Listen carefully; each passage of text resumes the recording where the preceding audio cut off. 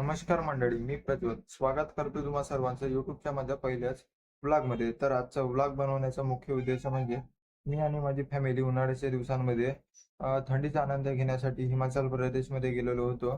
तर मी तिथे जात असताना काही व्लॉग्स वगैरे कॅप्चर केलेले होते, पण काही काही कारणास्तव मी ते तुमच्यापर्यंत शेअर करू शकलो नाही. पण ते मी आज जाऊन यूट्यूबवरती अपलोड करत आहे. तर ते स्टार्ट करण्यापूर्वी तुम्हाला सांगू इच्छितो की मी बोलण्यात आणि माझ्या व्लॉग बनवण्याच्या पद्धतीत तेवढा काही एक्सपर्ट नाही आहे. पण येत्या काही व्लॉग्समध्ये माझे बोलणे आणि व्लॉग बनवण्याची पद्धत नक्कीच सुधारेल. पण तोपर्यंत तुम्ही मला स्वीकाराल अशी अपेक्षा बाळगतो. तर चला स्टार्ट करूया tour Himachal Pradesh vlog 1. So guys, प्रवासाची खरी सुरुवात याच गाडीपासून झालेली होती. तर गाडीचा काही अशा प्रकारे लुक होता. फक्त या गाडीद्वारे आम्हाला चंद्रपूरपर्यंत जायचे होते आणि तिथून आमच्यासाठी ट्रॅव्हल्स केलेली होती. तर आमच्या गावावरून आम्ही 5 मेंबर्स या गाडीमध्ये बसणार होतो. तर सर्वजण रेडी होते. सो गाईज, सर्वजण गाडीमध्ये बसलेले आहे. तर चला आपण जाऊया तिकडे.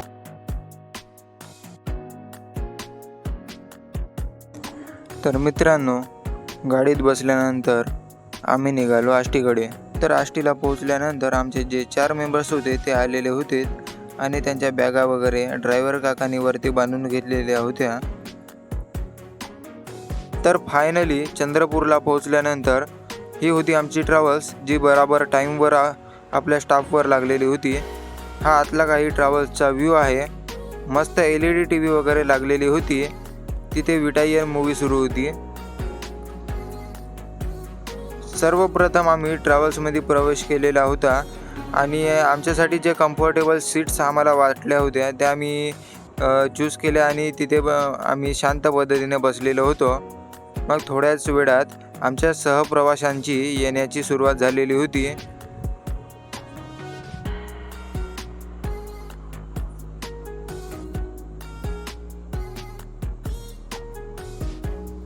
सर्वजण गाडीमध्ये बसल्यानंतर आम्ही निघालो डायरेक्ट नागपूरला.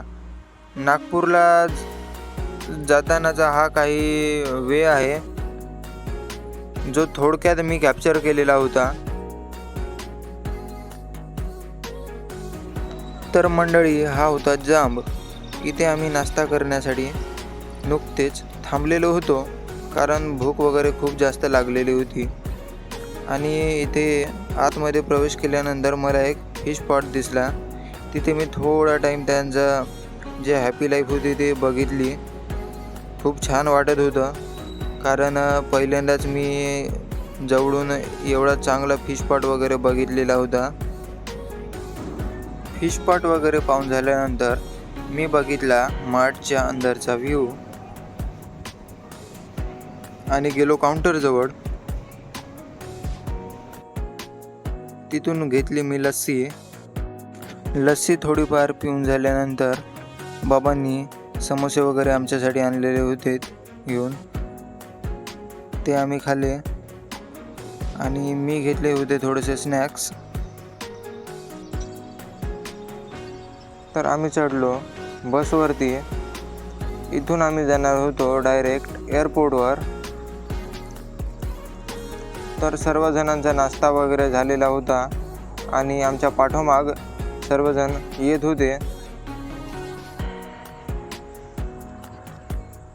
तर इथे एक क्षणही न थांबता आम्ही निघालो डायरेक्ट एअरपोर्टवर.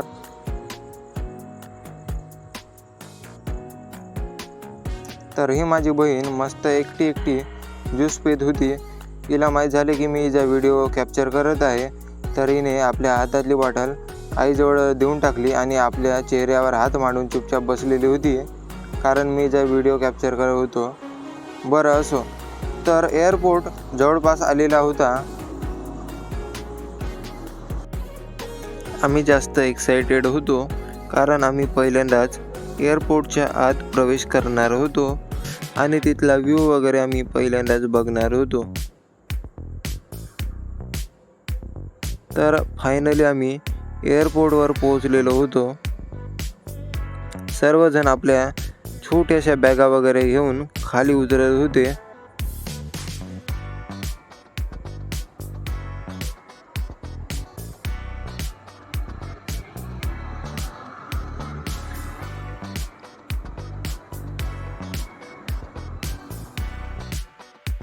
तर फायनली सर्वजण खाली उतरल्यानंतर आम्ही गाडीमधल्या आमच्या ज्या मोठ्या बॅग्स होत्या ज्याच्यामध्ये आपले कपडे होते ते सर्व आम्ही काढून घेतलेल्या होत्या आणि आम्ही निघालेलो होतो एअरपोर्टकडे. हे आमचे चंद्रपूरचे काकू आणि काकाजी यांचा एक्साइटमेंट पाहून मला हे सर्वात जास्त यंग कपल्स वाटत होते आणि आम्ही सर्वजण फायनली बॅगा वगैरे पकडून एअरपोर्टकडे निघालेलो होतो. तर हे काही ट्रेज वगैरे लागलेले होते. आम्ही यांचा यूज नाही केला.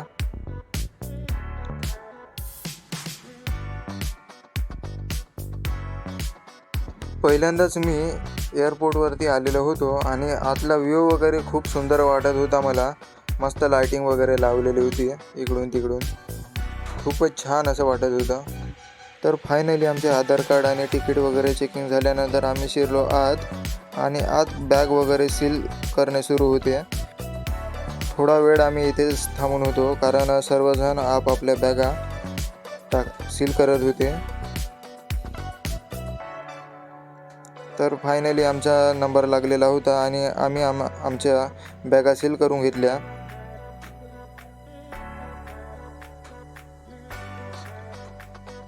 या बॅगा आता डायरेक्ट अंदर चेकिंग वगैरे होऊन दुसऱ्या बाजूने निघणार होत्या.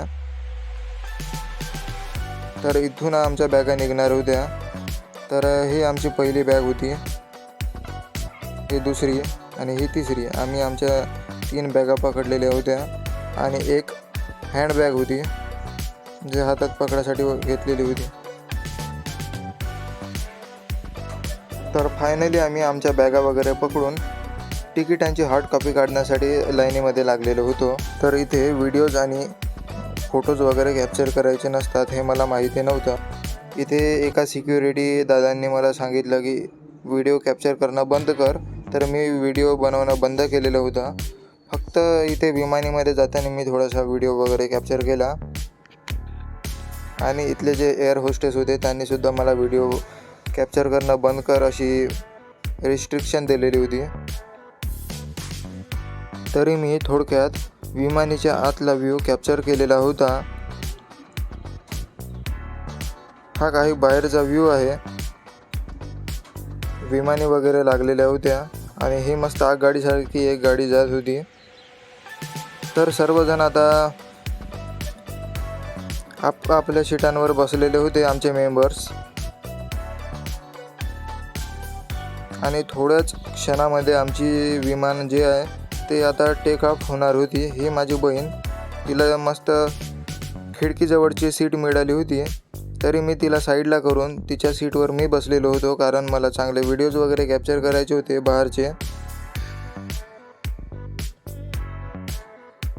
तर माझी एक्साइटमेंट खूप जास्त वाढत होती कारण पहिल्यांदाच मी विमानात बसलेलो होतो आणि विमान टेक ऑफ करताना कशा प्रकारे बाहेरचा जो व्ह्यू आहे तो रेकॉर्ड होते तेच मला बघायचे होते आणि मी तो व्ह्यू जो आहे तो मोबाईलमध्ये चांगल्या प्रकारे कॅप्चरसुद्धा केलेला होता. तर बघूया. तर हा बघा मित्रांनो, हा आहे नागपूरचा व्ह्यू. खूप सुंदर असे लाइटिंग्स वगैरे लागलेले होते कारण नाईटचा जो व्ह्यू खूप सुंदर दिसतो हे तर सर्वांना माहीतच आहे. कारण जो रात्रीचा प्रकाश असतो तो पूर्ण गावभर पसरलेला असतो आणि ही जी वरतून बघण्याची मजा आहे ती खूपच सुंदर असते. मी तर आता विमानात बसलेलो होतो, पण तुम्ही कधी ना कधी विमानात बसणार आहात भविष्यात आणि तेव्हा जो आपल्या डोळ्यांनी पाहिलेला नजारा आहे तो खूप सुंदर असतो. हे आपण विचारही करू शकणार नाही. तर फायनली मित्रांनो, जी लहानपणीपासून खूप आतुरतेने वाट बघितलेली होती ती आज पूर्ण झालेली होती. कारण अवकाशामध्ये ज्या विमानाकडे बघितले तर खूपच जास्त एक्साइटमेंट मनामध्ये यायची. पण ही जी विमानामध्ये बसण्याची जी आवड आणि लहानपणाचे स्वप्न आज पूर्ण झालेले होते. खऱ्या अर्थाने आज मला खूपच जास्त खुशी होत होती कारण पहिल्यांदाच मी विमानामध्ये बसलेलो होतो. तर हा बघू शकता बाहेरचा जो नजारा आहे तो. हे कोणते गाव आहेत ते मला माहिती नाही आणि इथे मी मॅप वगैरे काही ओपन करणार नव्हतो कारण विमानामध्ये नेटवर्क 100% डाऊन असतो, हे तर सर्वांना माहीतच आहे. आमची जी विमान होती ती 9:15 वाजता टेकऑफ झालेली होती नागपूरवरून आणि आम्ही दिल्लीला फिक्स 11 वाजता पोहोचणार होतो. तर मी जो विमानाच्या बाहेरचा जो व्ह्यू आहे तो मी जास्त काही कॅप्चर केलेला नव्हता.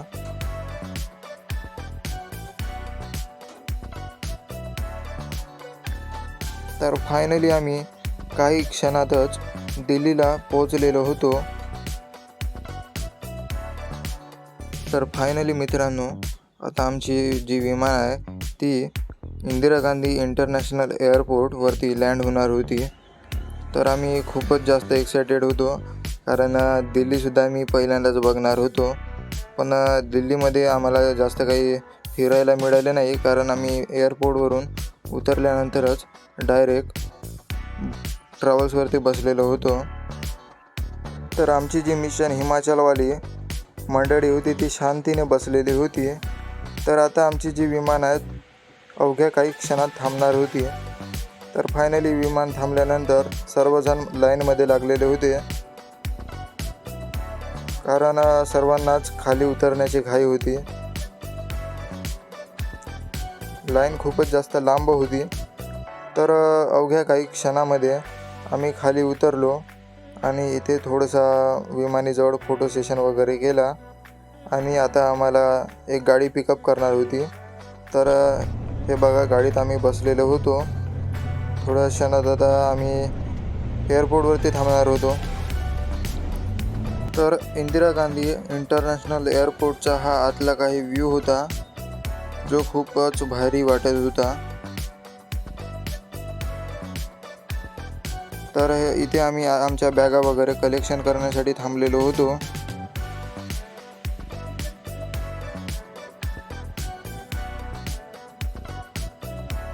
तर आता आम्ही आमच्या बॅगा वगैरे सर्व घेतल्या आणि आम्ही आमच्या ट्रॅव्हल्सकडे जाणार होतो. तर इथे सर्वजण खूपच जास्त स्पीडने चाललेले होते समोर आणि मी एकटा मागे थांबलेलो होतो. व्हिडिओज वगैरे कॅप्चर करत हळूहळू जात होतो. इथून आम्हाला खूप लांब आमच्या बॅगा वगैरे पकडून जाव्या लागलेल्या होत्या मित्रांनो. खूपच लांब आम्ही चालत गेलेलो होतो. खूपच जास्त थकलेलो सुद्धा होतो.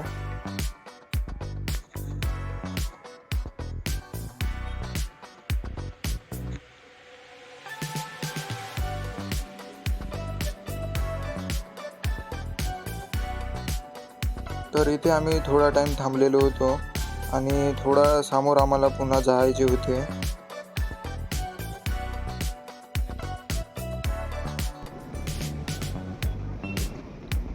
तर आमच्या ज्या ट्रॅव्हल्स होत्या त्या आउटसाईडला कुठेतरी लागलेल्या होत्या.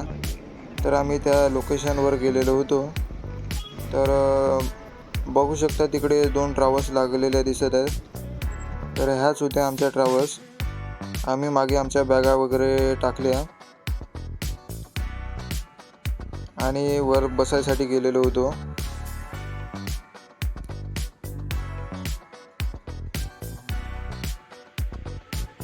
तर सर्वजण आता वर चढत होते.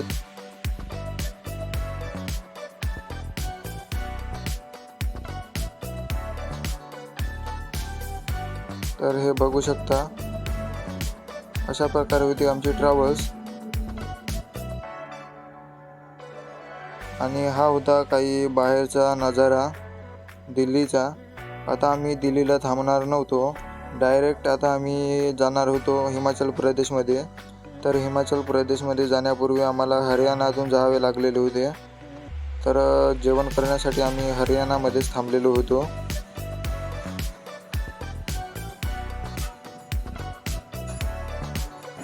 तर हा होता उत्सव ढाबा. लोकेशन याची हरियाणामध्ये होती आणि इथे आम्ही जवळपास 3 वाजता पोहोचलेलो होतो रात्रीचे. आणि आम्हाला जेवण करायला खूप जास्त उशीर झालेला होता, कारण आम्ही दिल्लीवरून डायरेक्ट ट्रॅव्हलिंग करत इथे पोहोचलेलो होतो. तर खूप जास्त भूक लागलेली होती. पहिले आम्ही वॉशरूममध्ये जाऊन हात वगैरे धुतलेले होते आणि आता तिकडे जेवणाची तयारी वगैरे सुरू होती. तर फायनली खूप जास्त वेळ वाट बघितल्यानंतर आम्ही ताट वगैरे घेऊन लाईनीमध्ये लागलेलो होतो. आणि बघू शकता आता झाकणं वगैरे ओपन केल्यानंतरचा हा जो फूड मटेरियल आहे हा सर्वांनी घेतल्यानंतरचा व्ह्यू आहे. इथे गुलाबजाम वगैरे होते, आईस्क्रीम वगैरे होती.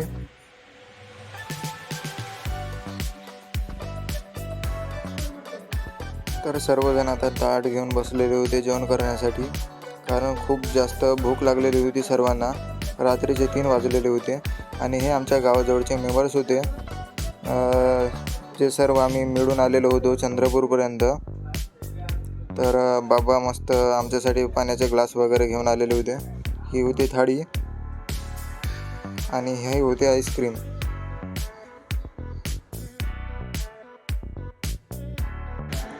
तर सकाळ झालेली होती आणि सर्वांना चहा पिण्याची खूप जास्त तलप आलेली होती. तर आम्ही थांबलो मन्नत हवेली कुरुक्षेत्रमध्ये.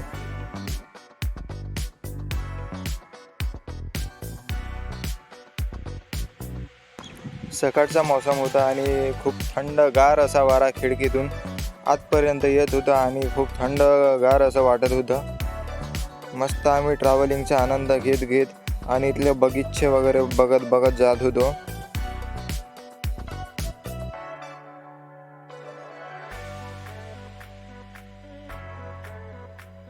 हे बघा मित्रांनो, सूर्यफुलांचा बगीचा. खूपच छान असा बगीचा होता. प्लांटेशन क्रॉप्स वगैरे लावलेले होते इथे. तर मित्रांनो, मी सांगितल्याप्रमाणे सकाळची वेळ होती आणि रात्रभर खूप जास्त प्रवास झाल्यामुळे सर्वजण झोपी गेलेले होते. मात्र माझी बहीण आणि मी जागे होतो आणि आमच्यासोबतच एक तो मुलगा पण जागा होता. आणि ड्रायव्हर बिचारा रात्रपासूनचा ड्रायव्हिंग करत होता आणि त्याच्यासोबत आमचा एक गाईड पण होता. तो पण त्याच्यासोबतच समोर बसलेला होता आणि तो पण जागाच होता. आणि आम्ही मात्र बाहेरचा व्ह्यू पाहण्यामध्ये मग्न होतो.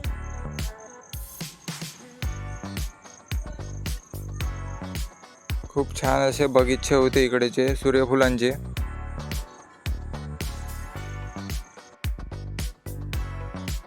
आणि थोड्याच वेळात आम्ही थांबलो होतो एका हॉटेलजवळ. तिथे काही आम्ही खाल्लं तर नाही, पण थोडा टाईम इथेच रेस्ट केला आम्ही तिथून डायरेक्ट निघालो हिमाचल प्रदेशच्या रस्त्याने.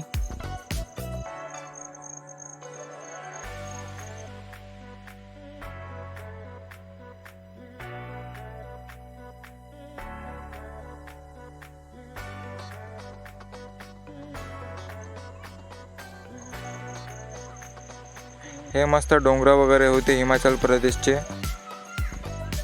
हिमाचल प्रदेशला नुकतीच सुरुवात झालेली होती आमची आणि खूप जास्त उंचावर असे घरं बांधलेले होते डोंगरांवरती. हे बघू शकता डोंगरांवरती कसे घरं आहेत.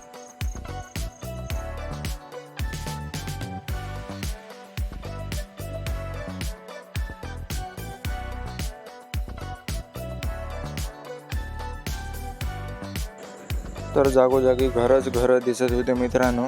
खाली पाहिले तर घरं, वर पाहिले तर घरं, जिकडे तिकडे घरं दिसत होते.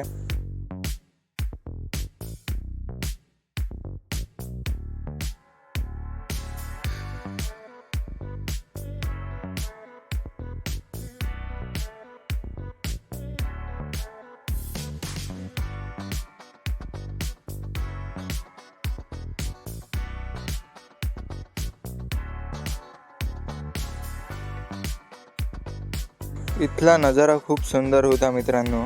जिकडे तिकडे बघितलं तर घरं आणि डोंगर दिसत होते. डोंगरांवरती पण खूप उंचांवरती असे घरं वगैरे होते. तर इथलं म्हणजे खूपच भारी अशी सिस्टीम होती. जेवढ्या उंचांवर त्यांचे घर आहे तेवढ्या उंचावर जाण्यासाठी रस्तासुद्धा बनवलेला होता मित्रांनो. तर मला तर इथलं म्हणजे नेचर खूप चांगलं वाटलं. खूपच जास्त घरं वगैरे दिसत होते, पण एक गोष्ट समजली नाही मित्रांनो. म्हणजे जर समजा होतो नाही असं, पण समजा एखादी डोंगर वगैरे कोसळला तर त्यांचे घरंसुद्धा जात असतील का या म्हणजे ह्या कोसळण्यासह, हे मला काही कळालेले नव्हते.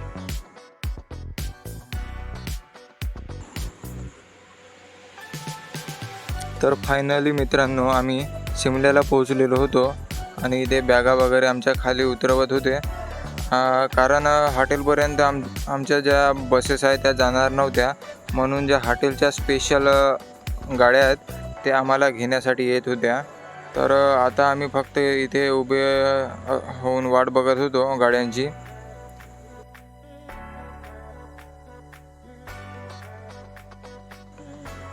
तर थोड्या वेळानंतर वाट बघितल्यानंतर आम्ही सुद्धा गाडीमध्ये बसलेलो होतो.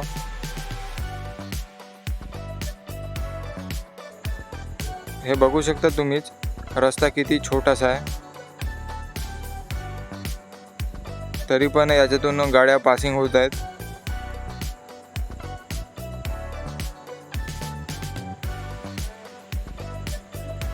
बघू शकता किती मोडवे आहेत इथे, तरी पण ड्रायव्हर काका बराबर हेवी ड्रायव्हर आहेत. खूप चांगल्या पद्धतीने गाडी चालवत आहेत, कारण थोडासा जरी बॅलन्स जर बिघडला तर गाडी डायरेक्ट जाणार होती खाली.